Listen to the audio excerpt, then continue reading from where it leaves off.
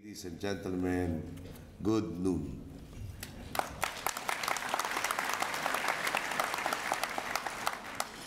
One thing I noticed upon standing up on the stage was I really was taken by your symbol in the back, in the corner. Seems there's a carabao with these horns encircling your seal.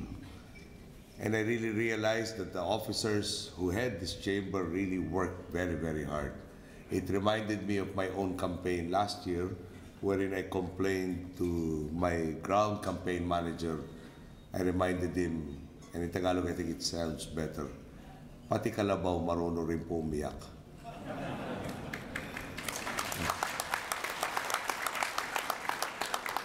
And I guess it's fortunate. Last night I was being advised by a friend, Filipino-Chinese friend, a woman at that, who said she noticed me coughing on one particular speech. She wanted me to rest.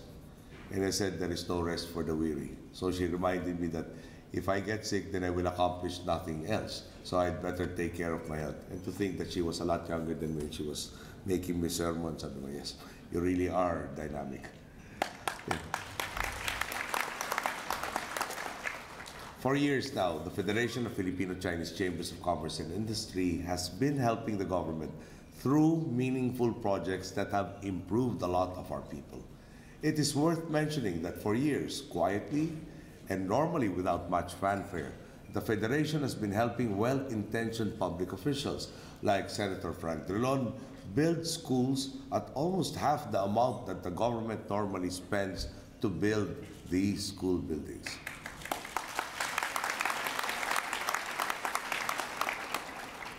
I point out this project in particular because it is very consistent with our thrust of alleviating poverty by spending public funds wisely. We believe that the private sector must be allowed, within certain parameters and regulations, to thrive and grow as it grows. It will employ more people, empower more consumers, and contribute further to our country's progress. The government, in the meantime, will do everything it can to make more resources available to poverty alleviation projects and other related endeavors. This is why we have intensified spending and have increased budget allocations for education and advocacy that you clearly share with us. Your effort to build schools and hopefully in time housing units is very much aligned to what we are doing, making our goals of improving our education system more achievable sooner rather than later. I'm hoping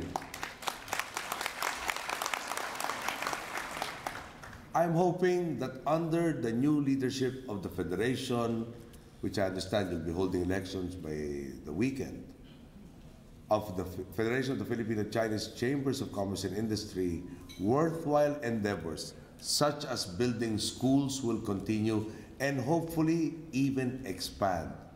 Now that we have a government that is likewise committed to improving our social services, it is not just Senator Drilon that you can partner with.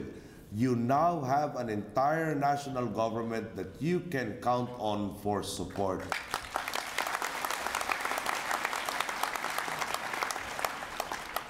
I hope that this partnership you have had with Senator Drilon and other well-meaning lawmakers can also be forged with national agencies of the government.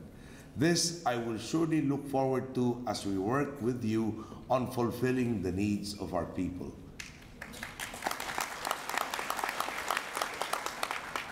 I come to you at a time when you're about to elect new leaders who will play an important role in the next steps the Federation will take. I hope you will choose leaders who are willing to work with us and are able to strengthen the Federation's partnership with government, like what Dr. Uy has done for the past 2 years. You are all pillars in your industries, and I hope that the Federation will also be a continuing pillar in building a better nation. Already, the signs are there.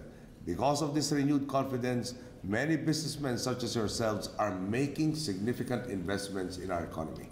I recently went to the groundbreaking of the Grand Hyatt Hotel in Fort Bonifacio, which is a project of federal land owned by Chinese-Filipino Dr. George S.K.T.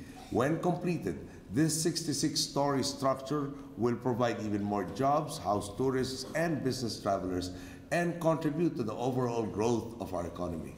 In a few days, I will visit the construction yard in Batangas owned by AG&P, a subsidiary of the MCI, another Filipino company with Chinese roots. This construction yard will build refinery components for U.S. heavy petrochemical industries. It will employ over 1,000 Filipinos, many of them engineers, and will eventually contribute millions in tax revenues for the government. These people have the confidence in our future, and it is a confidence that I know you all share. Now we are experiencing daylight, where businesses can thrive with the help of a government they can trust. It is an environment where the private sector can do more for our people, either through jobs or the many worthwhile causes you actually now support. Now is the time for us to work to create new solutions for old problems and to finally realize the dreams we share for our people. And before I end, I really have to make an appeal. We are not members of your chamber, although sometimes we would have wished we could have been members. But having said that, we really implore you to choose wisely in the coming elections. We really need to have somebody solidified by the likes of Dr. Uy, who we can work with, because we know that you will help us alleviate the plight of our people really much sooner rather than later. So please choose wisely and let us strengthen the relationship that now exists. Thank you and good day.